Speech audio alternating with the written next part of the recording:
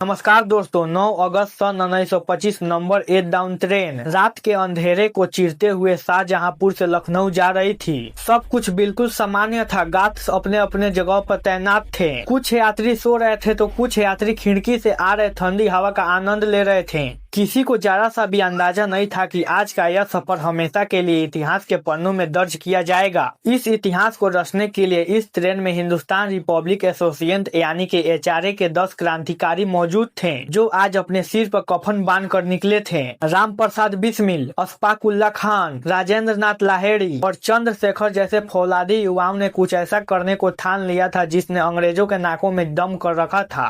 यह वे समय था जब पूरे भारत में अंग्रेजों का शासन था और हिंदुस्तान को अंग्रेजों से आजादी चाहिए थी। लेकिन इस क्रांति को लड़ने के लिए हथियार चाहिए थे और हथियार खरीदने के लिए पैसे चाहिए थे।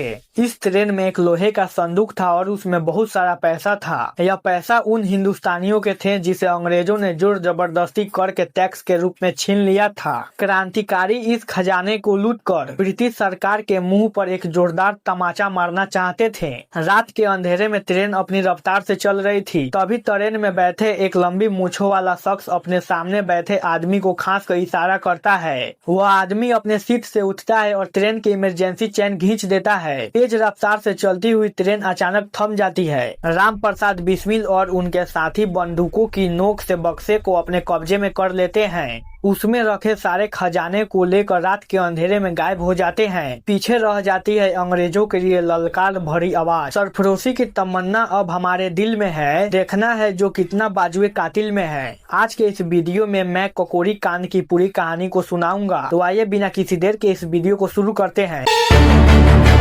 साल 1930 आते आते भारत में अंग्रेजों की जुल्म की हदें पार हो चुकी थी। हर तरफ गुलामी का मंजर और अंग्रेजों की तानाशाही थी। उस समय जब गांधी जी ने नॉन कॉपरेशन मूवमेंट बंद किया था, तब इन क्रांतिकारियों को बहुत ही गुस्सा आया था, क्योंकि गांधी जी नरम दल के थे, वे बहुत ही शांत स्वभाव के थे और यह क्रांतिकारी गरम दल के थे। इन क्रांतिकारियों को यह बात अच्छे से समझ आ गया था कि आजादी मांगी नहीं बल्कि छीनी जाती है और अंग्रेजों को अगर देश से भगाना है तो हथियार उठाना पड़ेगा। तब कई क्रांति का जन्म होता है। सन 1924 में राम प्रसाद बिस्मिल और उनके साथी मिलकर हिंदुस्तान रिपब्लिक एसोसिएशन यानी कि एचआरए के एक रेवोल्यूशनरी पार्टी का नींव रखते हैं। राम प्रसाद बिस्मिल क्रांतिकारी होने के साथ साथ एक कवि भी थे, जिनकी रचनाओं में भी आजादी की ललकार थी। उन्होंने बहुत ही कम उम्र से ही अंग्रेजों को देश से भगाने की कसम खा रखी थी। इनके सबसे भरोसेमंद साथी अशफाक उल्ला खान थे। हालांकि राम प्रसाद बिस्मिल और अशफाक उल्ला खान का धर्म अलग था, परिवर्तन अलग थी, लेकिन सोच अलग नहीं थी। इनकी राम प्रसाद बिस्मिल के साथ इतनी गहरी दोस्ती थी कि बिना साथ मिलकर कोई प्लान बनता ही नहीं था।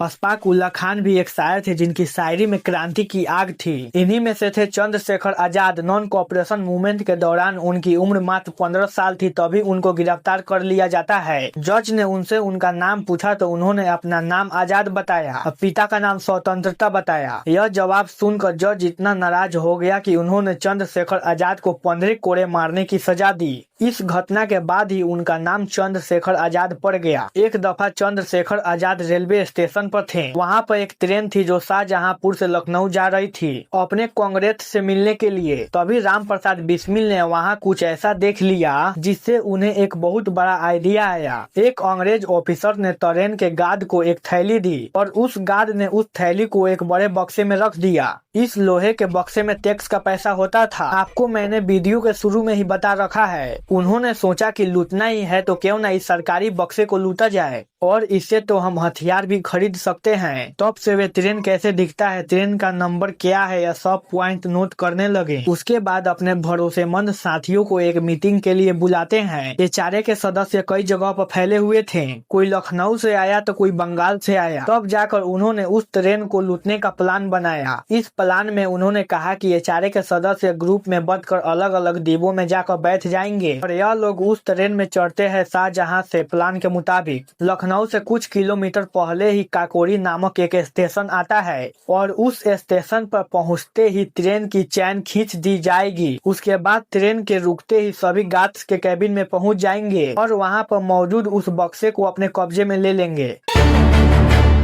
लेकिन अशफाक उल्ला खान को डर था कि इस ट्रेन एक्शन में किसी हिंदुस्तानी की मौत न हो जाए। आखिरकार वह दिन आ ही जाता है। 9 अगस्त सन 1925 रात के लगभग 10 बजे इस ट्रेन को लूट लिया जाता है। काम खत्म होने के बाद वे इस रात के अंधेरे में गायब हो गए। यह कोई डकैती नहीं बल्कि क्रांति की शुरुआत थी।